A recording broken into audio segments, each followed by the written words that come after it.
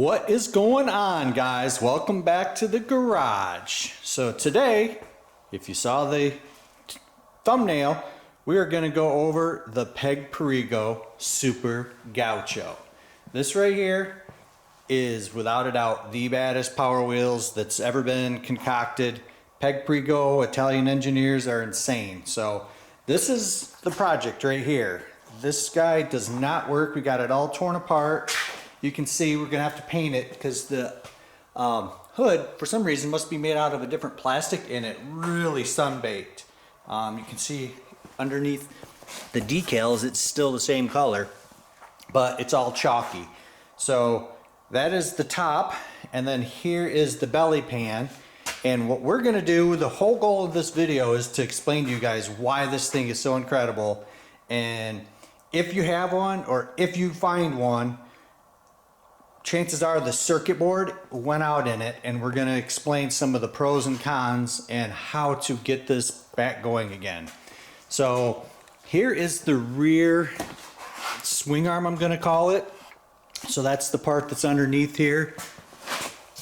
It holds all the guts. So one of the big negatives I'm going to have to say right off the bat is space. There is not much space. So this right here was my daughter's, I don't know, 10 years ago. And we made it 36 volts. It was amazing, but there was just no space. So I had to use smaller batteries. So on this build, I think we're still gonna go 36 volts because these are the motors. They're 24 volts. And basically it has a stock circuit board underneath the seat, and those are known to fry, and you can't really replace it. You can't get parts for it. So your solution is going to be to use one of these scooter controllers with let me find it here, with a variable speed power width modulation pedal. So stock, this is the gas pedal, and it's operated by a cable, which this is the cable right here. So if you guys have one of these and it seems slow, these cables stretch. I remember having to shim this because cables are steel and they stretch over time, and it wouldn't pull this out all the way. So if you guys have one, check that. You might have to actually put some washers on there and space it out, because this right here is basically the same thing as this pedal right here. It's a potentiometer. So the further you pull this out, the faster it's going to pulse, and it's going to give more volts to the motors.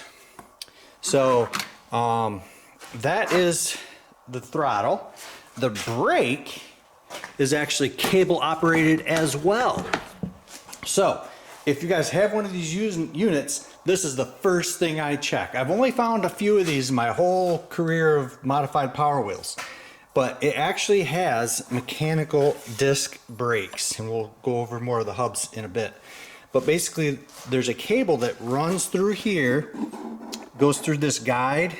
The cable's out of it right now, obviously, and it twists this. So it pulls that when you push the pedal. You see this little switch right there? We had one of these, one of those solder joints broke, and when this switch is out, it cuts power and it cannot go, it will not operate. So check that first, guys. And what we did is we're going to make this so that when it comes open, it's going to activate brake lights so that they're not on all the time. It's actually a functional brake light.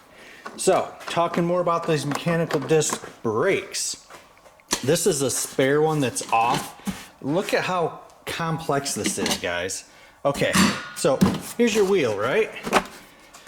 It's got an intermediate hub that goes on there, and then it has to mate up with this, and then this whole concoction, let's see, how does this work? Oh, this is on the inside of it. Yeah. So basically, it's all put together. Did I take yeah, okay, this one's out. Ah, that's what it is. So this, I'll take this apart, will mount into here. But you can't do that because you've got to do the rotor into the brake caliper. So that's why all this is all apart. There's basically 3 components to the wheel driver compared to like a Power Wheels where it's just a little black spacer. I'll put a picture right here if I can. Don't hold me to that.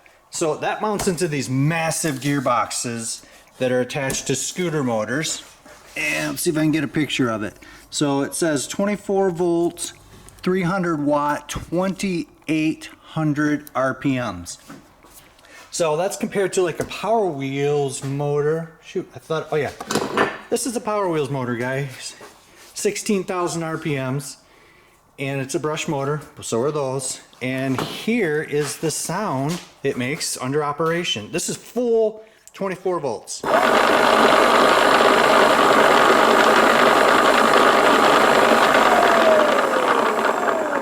So that's way quieter than a Power Wheels. You hear that winding out. If you're running 24 volts, that's going to be 32,000 RPMs. There's sparks flying. It's super loud. It's got the loud plastic tires on a Power Wheels. This is basically the complete opposite. You can see this is like a compressed foam. They're great, other than they don't like rocks and they don't like hitting sharp objects. And this is what happens to them. I think my daughter ran over a fence post or something like that, and it just tore it up.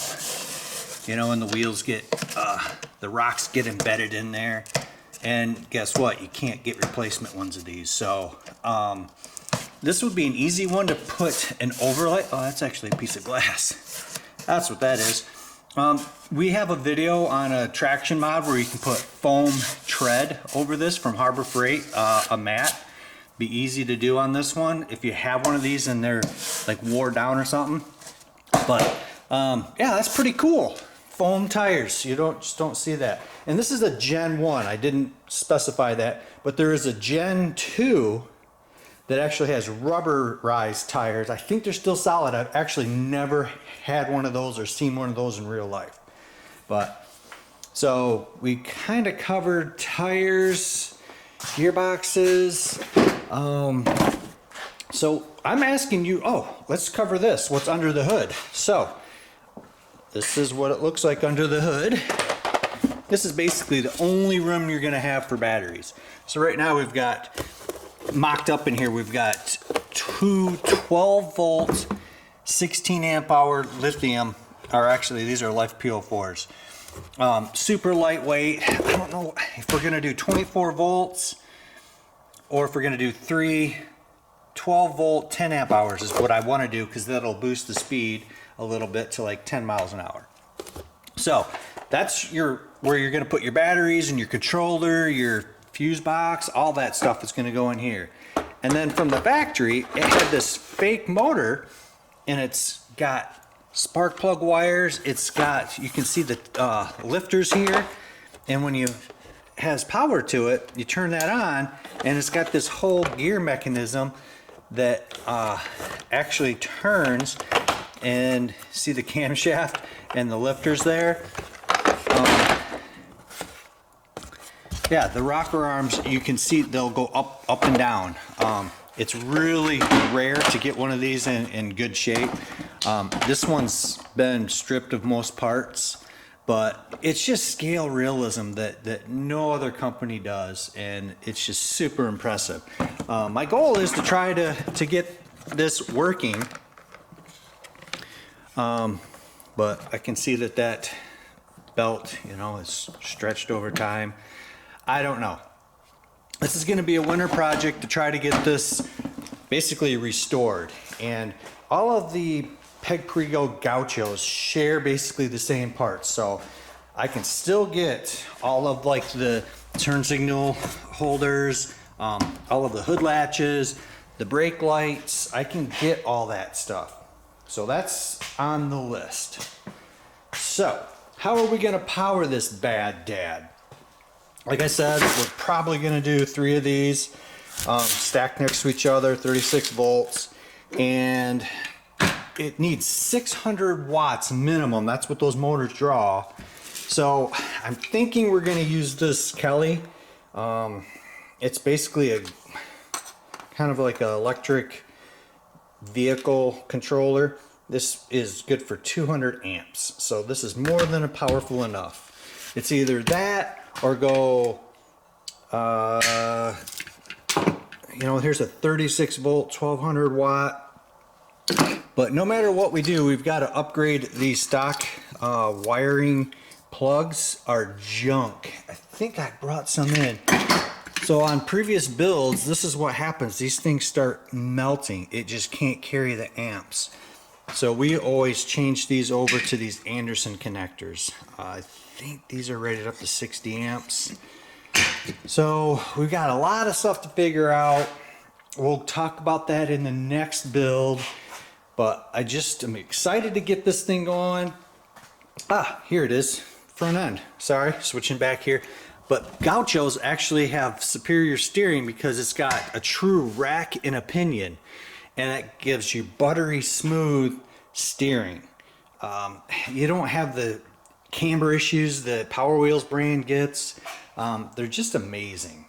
So if you guys find one of these, get it. Now, the only caution is if you guys find one, don't let emotions get involved and buy it and it's so far gone or missing so many parts that you can't get it going. And here, I want to go over this at the end here. This thing is amazing. Okay, so this was from a Peg Perego Diablo. I could actually never get it going and it was so sun-baked. But look at this masterpiece. Don't look at this. This is all broken. It's basically non-functional. I don't even know why I hold on to this. But from the factory, Gaucho, High Torque, and that Diablo both have these type of gearboxes. It's got a mechanical lever. There's supposed to be a cover on here, and it actually shifts the gearbox. Oh, that's how you do it. It's got a rack here, and it actually shifts the gear ratio like a 2-speed. Is that amazing? 775 motors. I've never seen anything like that. It actually can shift the gear ratio for high and low. That is amazing. Instead of putting the motors in series or parallel. I really wish I would have known what the heck the previous owner did to destroy that thing, but not good. But, oh, and Super Gauchos have disc brakes. This has legit drum brakes, guys. Look at that. The pads actually separate out and provide braking to the vehicle. Insane, huh? So that's pretty much it. I wanted to keep this short. This is basically to highlight we are starting on a restoration of the Super Gaucho made by Peg Perego. So stay tuned for that.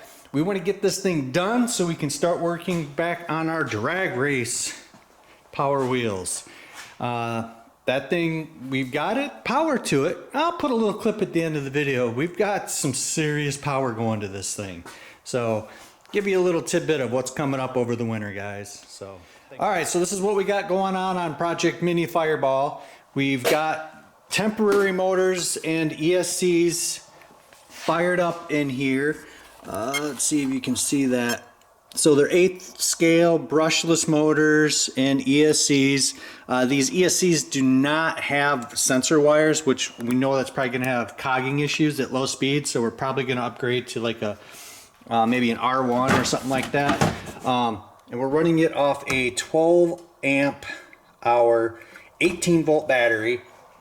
And here is all the guts. So this is a custom brushless wiring harness. I think this is like the boost controller. We just got it fired up. We're just kind of testing stuff out. It's got a variable speed pedal there. It's got forward and reverse. That's probably going to go, I don't know where we're going to put it, but we'll do a little test hit. So on this side, we've got a highly modified gearbox, change the gear ratio, different pinion, and on that side we've got a stock gear ratio. So we do know that we might have to work on balancing these tires, but here's a little test hit, guys.